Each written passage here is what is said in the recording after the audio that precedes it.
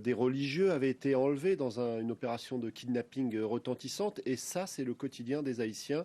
Les kidnappings qui visent quasiment toute la population. La situation économique dans le pays est catastrophique. Jovenel Moïse s'est maintenu au pouvoir ces dernières années. Votre invité a rappelé qu'il aurait dû quitter ses fonctions en février. Il faut rappeler aussi que lui et ses partisans revendiquaient le fait de pouvoir rester au pouvoir parce que l'élection présidentielle de 2015 s'est passée dans le plus grand des chaos. Il y a eu une période de transition avec un président de transition et une partie de la population estimait que Jovenel Moïse aurait dû partir, un homme qui a été élu en 2017 seulement avec 21% de participation, un homme qui était aussi très critiqué pour cette volonté de se maintenir au pouvoir coûte que coûte, sous la pression internationale, notamment des Américains qui lui demandaient d'agir pour sortir de cette impasse. Et donc c'est véritablement un assassinat qui intervient dans une situation politique profondément instable. Il est évidemment trop tôt pour en dire plus sur les commanditaires de cet assassinat, mais évidemment, c'était une personnalité extrêmement contestée, controversée. Extrêmement clivante, contestée, controversée, et cette volonté de tenir un référendum anticonstitutionnel a un petit peu plus creusé le fossé entre lui et une partie de l'opinion et de la société civile. Ce référendum, il le voulait coûte que coûte. Il a nommé un Premier ministre il y a quelques jours, justement pour que ce référendum se tienne en même temps que d'élections qui semblent on ne peut plus improbable aujourd'hui. Un assassinat qui intervient, vous l'avez largement rappelé, dans un contexte sécuritaire extrêmement grave, extrêmement préoccupant et qui s'aggrave encore davantage ces dernières années et ces derniers mois, notamment ces dernières semaines, vous l'avez dit, dans un contexte également de profonde crise politique, vous avez commencé à en parler, également économique. Également économique, il y a à peu près 60% de la population qui vit avec $2. Les produits de première nécessité sont tout simplement inabordables.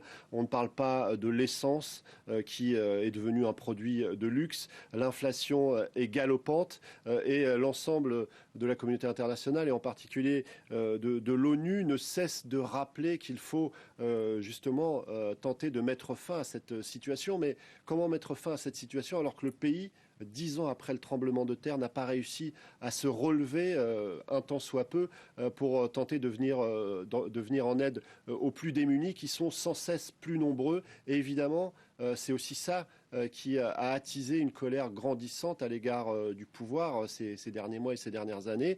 Il y a évidemment des cris d'alarme qui ont été lancés, mais il y a aussi une forme d'inaction de la communauté internationale ces derniers mois qui n'a sans doute pas été assez ferme. Alors ce référendum, il a été reporté à maintes reprises. Apparemment, dans un premier cas, parce que la situation liée au Covid était totalement ingérable. Mais il faut aussi sans doute regarder du côté des États-Unis qui ont mis la pression sur Jovenel Moïse en soulignant que ce référendum était de nature à le couper toujours plus de la population. Et c'est vrai que le tableau est particulièrement inquiétant. Cet assassinat intervient en quelque sorte comme l'élément qui est le plus symbolique de cette situation catastrophique.